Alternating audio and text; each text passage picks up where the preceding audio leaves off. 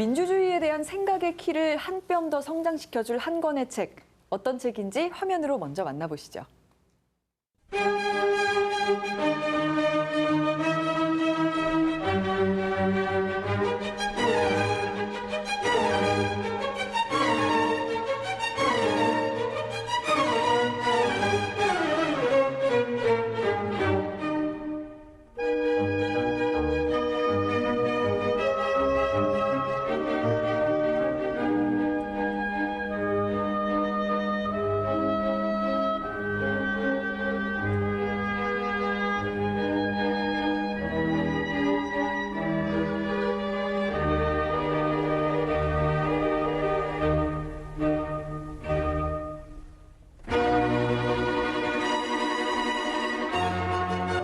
플라톤의 국가는 화자들 간의 대화를 기록한 독특한 형식을 띠고 있습니다. 그래서 역사적 인물로서의 소크라테스가 등장하고요. 그의 대화 상대자로 글라우콘, 아데이만토스 같은 인물이 등장합니다. 사실 이 두 사람은 플라톤의 형제들이기도 합니다.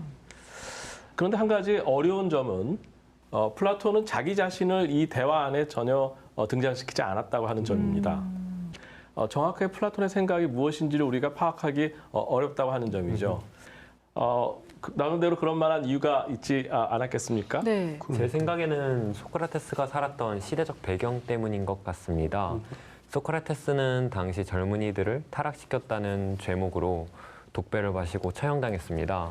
그런 상황 속에서 플라톤은 자신이 쓴 책에 본인이 직접 나오는 것이 대화자로 나오는 것이 조금 다소 부담스럽지는 않았을까 하는 생각이 듭니다. 예, 아주 적절한 지적인 것 같습니다. 똑똑한데요? 네.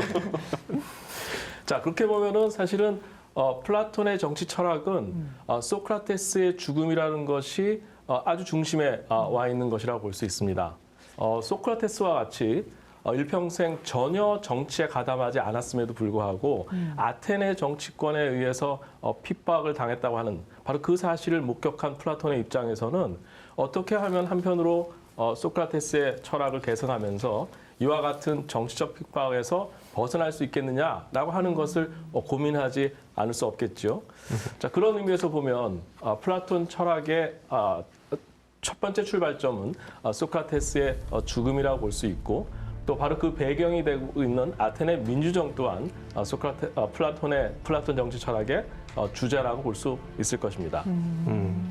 근데 제가 거기서 알고 있기로는 소크라테스 같은 경우에는 당시에 그 아테네 사람들에게 굉장히 이 미움을 받는 존재였잖아요. 그런 갈등에서 이 불시로 이제 이것이 작용해서 사형에까지 처해진 게 아니었을까 뭐 이런 생각이 들기도 하는데 혹시 그게 아니면 또 다른 뭐 원인들이 있었던 건가요? 예, 아주 좋은 질문이십니다. 네. 사실은 소크라테스가 죽음을 맞이하게 된 데는 아테네인들의 혐오, 또 바로 아테네 민주정에 있었던 그 배심원 법정에 의해서 소크라테스가 사형 선고를 받은 것입니다.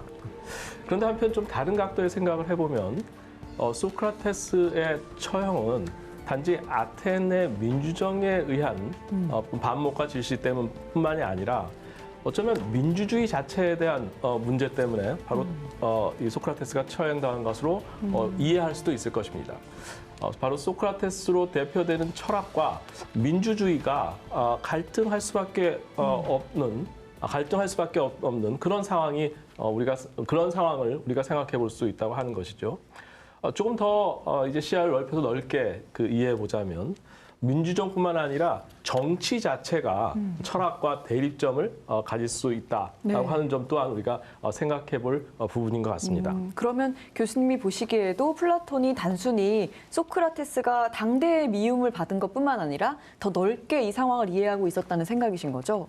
바로 그렇습니다. 네. 이 플라톤의 생각은 근본적인 원인은 민주주의와 철학의 갈등, 더 나아가서 정치와 철학의 갈등에 있다고 본 것이었고요. 바로 이 국가라고 하는 저작은 그런 플라톤의 진단에 대한 일종의 처방으로 우리가 이해할 수 있는 부분이 있습니다. 이게 뭐 철학과 민주주의, 철학과 정치의 관계, 사실 평소에는 거의 생각해보지 못한 문제였는데 오늘 교수님의 강연을 통해서 또 생각해보게 되는 것 같습니다. 네.